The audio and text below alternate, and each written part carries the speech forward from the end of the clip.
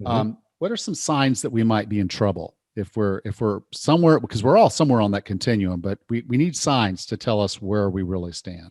That's a great question. Before I answer that question, I just want to bring up the whole concept of the stress and survive state, right?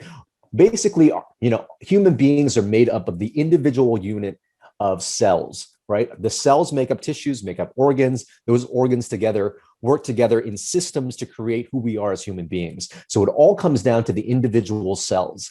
Now, these individual cells, well, what directs their behavior? So when these cells are at their very best, we actually get healing, we get great immunity, we get peak mental, physical, emotional performance, we get longevity because these cells last a long time. So when we're talking about optimal health, longevity, and performance, it's really the state of optimal cellular function.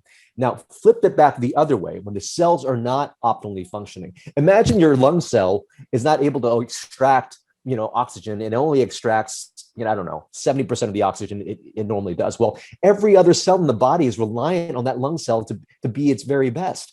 And if you're only extracting 70%, then the other cells only get 70% of the nutrient it needs. And guess what? Those other cells perform a really good function that the rest of the body needs as well. So what happens if a cell is in a suboptimal state? Over time, you're going to start to break down systems. And when systems break down, that's when you get those signs and symptoms that you and I are talking about. That's when you get chronic disease. And that's when people with COVID-19 don't do so well because they are in this stress state. So what are some of those signs? So basically, these signs are really the effect of our cells not optimally functioning. And they could be fatigue. They could be brain fog. They could be having patches and eczema around your body. It could be joint pains or pain. It could be, forgetful memory. It could be chest pains. It could be loss of sexual function. So those are all, typical signs. I call them signs of just feeling like crap.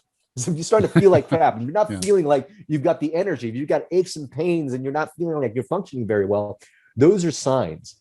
The good news is this: going from a stress state to thrive state is actually what happens is there's something I refer to in my book called the bioenergetic model of health. That just means this: our cells and our DNA are constantly listening to the energy that's around it. It's the energetic and epigenetic environment around the DNA that actually dictates how our cells behave.